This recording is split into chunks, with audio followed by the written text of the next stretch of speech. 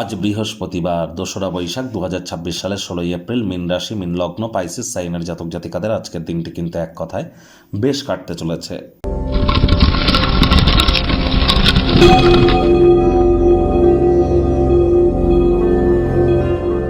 ভিডিওটির শুরুতেই স্ক্রিনে আপনারা দেখতে পাচ্ছেন গুরু প্রণাম মন্ত্র।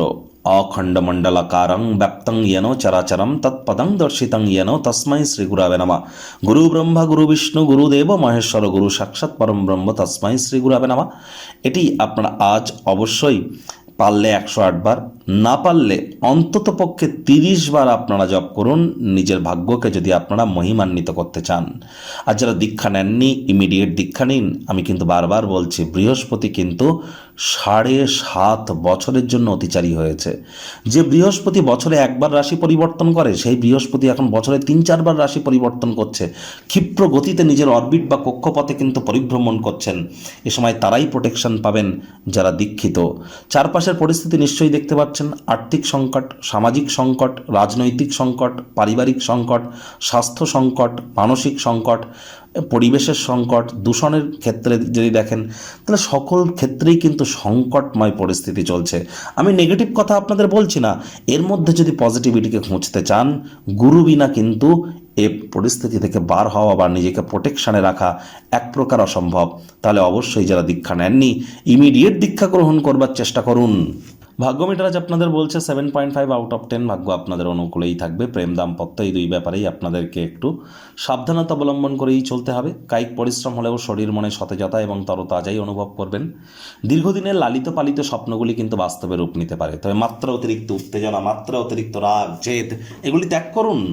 দেখুন, এই রাগ, জেদ এবং অকৃতজ্ঞতা এগুলিই কিন্তু মীন রাশির সবথেকে নেগেটিভ পয়েন্ট। এগুলো যদি ত্যাগ করতে পারেন, কৃতজ্ঞতা জ্ঞাপন করা যদি শিখতে পারেন, উত্তেজনাকে নিয়ন্ত্রণে রেখে রাগ জেদকে যদি কন্ট্রোল করতে পারেন, আপনাদের জীবনের উন্নতি কেউ আটকাতে পারবে না। এটি আপনারা মাথায় রাখবেন। সে প্রত্যেক মীন রাশির জাতক জাতিকাদের জন্যই কিন্তু একই কথা বলছি। দিনের শুরুটা কেমন হবে সেটি বড় কথা নয়, দিনের শেষ ভাগে যথেষ্ট পরিমাণে আর্থিক পরিস্থিতিকে আপনারা উন্নত করতে সক্ষম হবেন। আয় ইনকাম বাড়বে। চাকরিজীবীদের জন্য অফিসের পরিবেশ কিন্তু এক প্রকার বেশ। বস কলিগদের সাথে ভাব ভালোবাসা বাড়বে। তৎসত্ত্বেও বলবো, কম কথা বলে কাজ বেশি করুন। রাজনীতিবিদদেরও সমাজে পপুলারিটি বাড়বে হার্ড ওয়ার্কের পর। শিক্ষার্থী বিদ্যার্থীদের পড়াশোনায় মনোযোগ আরও বৃদ্ধি করতে হবে। উচ্চশিক্ষার জন্য যারা বিদেশ যাত্রার কথা ভাবছিলেন, ভাগ্যদেবী আজ আপনাদের পক্ষে নেই। সন্তান সন্ততি থেকে থাকলে তাদের দিকে সজাগ দৃষ্টি আপনারা বজায় রাখুন। হাউস ওয়াইফ যারা আছেন, দিনের শুরুটা তাড়াতাড়ি করুন। প্রেমিক প্রেমিকা, স্বামী স্ত্রী, না ভাব ভালোবাসা রোম্যান্স, না তর্ক বিতর্ক অশান্তি, কোনোটাতেই বাড়াবাড়ি যেন করবেন না। অন্যান্য দিনের ন্যায় আজকের দিনটিকে সাধারণ হিসেবে ট্রিট করবার আপ্রাণ প্রচেষ্টা আপনাদেরকে করতে হবে। আজ অবশ্যই সন্দেহবাতিক হওয়া থেকে দূরে থাকুন। সন্দেহবাতিকতা সম্পর্ককে কিন্তু নষ্ট করে দেয়। অবিবাহিত যারা আছেন, বৈবাহিক বন্ধনে প্রবেশ করার জন্য দিনটি কিন্তু দুর্দান্ত। পরিবার পরিজনদের সাথে ভাব ভালোবাসা বাড়বে। গৃহের পরিবেশ শান্তিপূর্ণ, নির্ঝঞ্ঝাট কিন্তু পরিগণিত হচ্ছে। শত্রুপক্ষ বিরোধী পক্ষ খুব একটি শক্তিশালী থাকছে না। গৃহে অপ্রত্যাশিত অতিথির আগমন ঘটতেই পারে, যার কারণে মূল্যবান সময় নষ্ট হতেই পারে। মেজাজ হারালেই ক্ষতি। মাথায় রাখবেন, অতিথি দেবো ভব, এই ভেবে তাদের সেবা করুন।